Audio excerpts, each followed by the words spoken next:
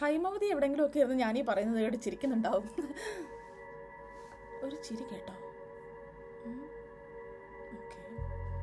ഐതിഹ്യമാലയിലെ കല്ലിയങ്കാട്ട് നീലി, വൈക്കം മുഹമ്മദ് ബഷീറിന്റെ ഭാർഗവി, മലയാറ്റൂർ രാമകൃഷ്ണന്റെ യക്ഷി.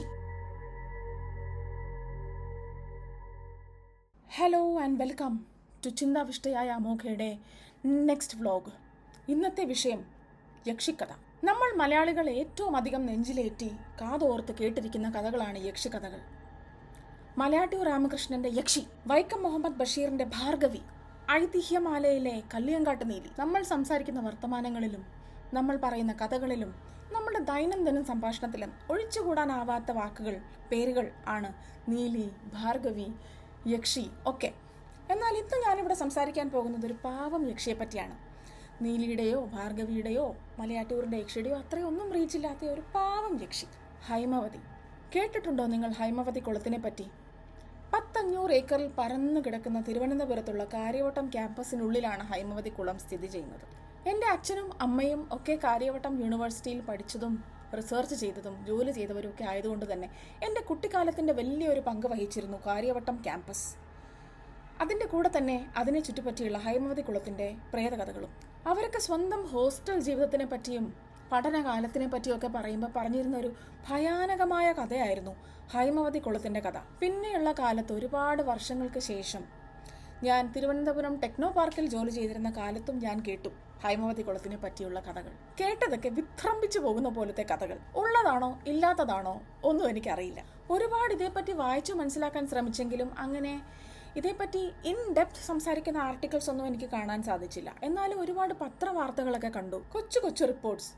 ഹൈമവതി കുളത്തിൻ്റെ ചരിത്രത്തെ പറ്റിയും അതേ ചുറ്റിപ്പറ്റിയുള്ള അന്ധവിശ്വാസങ്ങളെയും പ്രേതഭൂത കഥകളെയും ഒക്കെ മാറ്റി ഹൈമവതി കുളത്തിന് ഒരു പുതിയ പരിവേഷം കൊടുക്കാനായി അവിടുത്തെ ലോക്കൽ നേതാക്കളും സ്റ്റുഡൻസും ഒക്കെ കൂടെ ശ്രമിച്ചതിനെ പറ്റിയും അങ്ങനെയൊക്കെയുള്ള ഒരുപാട് കഥകൾ ഞാൻ ന്യൂസ് പേപ്പർ റിപ്പോർട്ട്സ് ആയിട്ട് ഇങ്ങനെ വായിച്ചു. പാരനോർമൽ സ്പെഷ്യലിസ്റ്റുകളെ വരെ കൊണ്ടുവന്ന് ഹൈമവതി കുളത്തിൽ പ്രേതഭൂതം ഉണ്ടോ എന്ന് ചെക്ക് ചെയ്തിട്ടുണ്ട് എന്നാണ് റിപ്പോർട്ട്സ്. എന്നാൽ ഒന്നും കണ്ടെത്തിയതായി ഒരിടത്തും പറഞ്ഞിട്ടുമില്ല. എന്താണ് ഹൈമവതി കുളത്തിനെ പറ്റിയുള്ള കഥ? പണ്ട് ആ കുളക്കരയിൽ താമസിച്ചിരുന്ന ഒരു കുടുംബം. ആ കുടുംബത്തിലെ സുന്ദരിയായ മകൾ ആയിരുന്നു ഹൈമവതി. ഹൈമവതിക്ക് താണതെന്ന് കരുതപ്പെട്ടിരുന്ന ഒരു ജാതിയിലെ ഒരു യുവാവിനോട് പ്രണയം തോന്നുന്നു. ആ പ്രണയം കുടുംബക്കാർ എതിർക്കുന്നു. ഇതേ തുടർന്ന് ഹൈമവതി ആ കുളത്തിൽ ചാടി തന്നെ സ്വന്തം ജീവൻ ഒടുക്കുന്നു. ഇതാണ് ഒരു കഥ. കുളത്തിൽ ആക്സിഡന്റലി മുങ്ങി മരിച്ച ഹൈമവതി എന്ന് പറയുന്ന ഒരു കുട്ടി, പിന്നെ വേറെ ഒരു സമയത്ത് ആ കുളത്തിൽ വീണ് മരിച്ച ഒരു യുവാവ്. ഈ കഥകൾ രണ്ടും കമ്പൈൻ ചെയ്ത് ഉണ്ടാക്കിയെടുത്ത ഒരു വിശ്വാസം എന്നും പലയിടങ്ങളിലും കണ്ടു. ഏതാണ് സത്യം?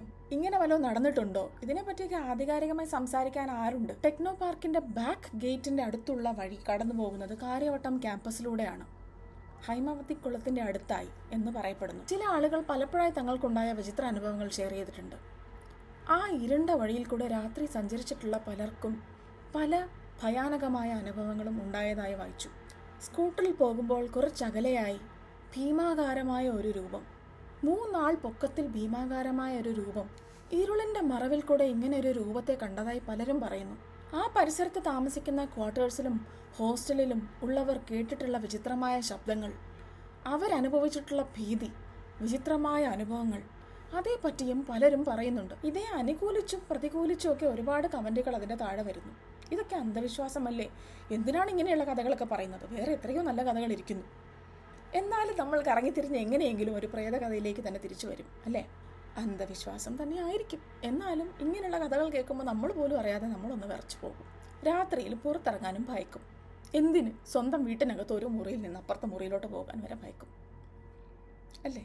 കൊച്ചിലെ മുതൽ കേട്ട് വളർന്ന ഒരു കഥയായതുകൊണ്ടാവണം എൻ്റെ മനസ്സിൽ ഹൈമവതി ഇന്നും വലിയൊരു മിസ്റ്ററിയാണ്. ഹൈമവതി എവിടെയെങ്കിലും ഒക്കെ ഇരുന്ന് ഞാനീ പറയുന്നത് കേട്ട് ചിരിക്കുന്നുണ്ടാവും. ഒരു ചിരി കേട്ടോ. ഓക്കെ. നമ്മുടെ സ്കൂൾ ഡേയ്സിനെ പറ്റി ആലോചിച്ച് കഴിഞ്ഞാൽ നമ്മുടെ സർക്കിളിൽ തീർച്ചയായിട്ടും കാണും ഒരു യക്ഷി എക്സ്പേർട്ട്. കുട്ടിക്കാലത്ത് നമ്മൾ കസിൻസിൻ്റെയൊക്കെ കൂടെ ചെലവഴിക്കുന്ന കാലത്തിനെ പറ്റി ആലോചിച്ച് കഴിഞ്ഞാലും ഭൂതപ്രേത പിശാച് കഥകൾക്ക് ഒരു നമ്പർ 1 സ്ഥാനം തന്നെയായിരുന്നു അപ്പോഴും ഉള്ളത് അല്ലേ? നമ്മളെ നന്നായിട്ട് പേടിപ്പിക്കാൻ പറ്റുന്ന കുറച്ച് ആളുകളും കാണും ആ ഗ്രൂപ്പിൽ. ഇതെല്ലാം കഴിഞ്ഞ് ഫാൻ കറങ്ങുന്നത് വരെ നോക്കി കണ്ട് പേടിച്ച് കിടന്നുറങ്ങാൻ പറ്റാത്ത അവസ്ഥയിലൊക്കെ കൂടെ പോയിട്ടുണ്ട്. പിന്നുള്ളത് ഹോണ്ടഡ് ഹൗസസ് അല്ലേ? നമ്മളെല്ലാവരും കൂടി അങ്ങ് ഡിസൈഡ് ചെയ്യുന്നത് ആ ബിൽഡിംഗ് അത്ര ശരിയല്ല, അവിടെ എന്തോ ഉണ്ട്, യക്ഷിയാണോ മാടനാണോ ഭൂതമാണോ ഒന്നും അറിയില്ല, പക്ഷേ ആ സ്ഥലത്തിന് എന്തോ ഒരു ഇത് ഉണ്ട്. അങ്ങനെയുള്ള ഒരു പരിപാടി ഉണ്ടായിരുന്നു അല്ലേ. ഒരു സൂപ്പർ നാച്ചുറൽ പരിവേഷം നമ്മൾ എന്തെങ്കിലും ഒരു സ്ഥലത്തിന് കൊടുക്കും, പിന്നെ ആ സ്ഥലത്തിൻ്റെ പരിസരത്ത് പോകുമ്പോൾ നമ്മുടെ കൈയും കാലും വിറയ്ക്കും. ഇതൊക്കെയാണെങ്കിലും നമ്മളൊക്കെ അഡിക്റ്റഡ് ആയിരുന്നു സൂപ്പർ നാച്ചുറൽ സ്റ്റോറീസിൻ്റെ അടുത്ത് അല്ലേ. ഇന്നും ഒരു സിനിമയോ സീരീസോ ഒക്കെ ഒരു ഹൊറർ സൂപ്പർ നാച്ചുറൽ ത്രില്ലറായിട്ട് റിലീസാവുകയാണെങ്കിൽ ഹൗസ്ഫുൾ തന്നെ ആയിരിക്കും അല്ലേ, പ്രത്യേകിച്ചും നമ്മുടെ മലയാളക്കരയിൽ. വളർന്ന് വലുതായി കഴിയുമ്പോൾ ലൈഫിൽ ഉണ്ടാകുന്ന ഹൊറേഴ്സ് ഒരു പക്ഷേ വേറെ പലതുമായിരിക്കും. അപ്പോൾ തോന്നും, ഓ യക്ഷി മതിയായിരുന്നു. കുട്ടികളാണെങ്കിലും വലിയവരാണെങ്കിലും ഇന്നും നമ്മളൊരു ഹൊറർ മൂവി കാണുമ്പോൾ നമുക്കുണ്ടാവുന്ന ഒരു ഞെട്ടൽ അത് മാത്രം വലുതായിട്ട് മാറുന്നില്ല എന്ന് തോന്നുന്നു അല്ലേ. കുട്ടികളായിരിക്കുമ്പോൾ ഹൊറർ മൂവീസ് കാണാൻ കുറച്ചുകൂടെ ധൈര്യം ഉണ്ടായിരുന്നു തോന്നുന്നു. സത്യം പറഞ്ഞു കഴിഞ്ഞാൽ ഇപ്പോൾ എനിക്ക് അത്ര ധൈര്യമില്ല. ഇനിയും ഇങ്ങനെയുള്ള കഥകളും കൊണ്ട് ഞാൻ വരുന്നതായിരിക്കും, പേടിക്കാനും പേടിപ്പിക്കാനും.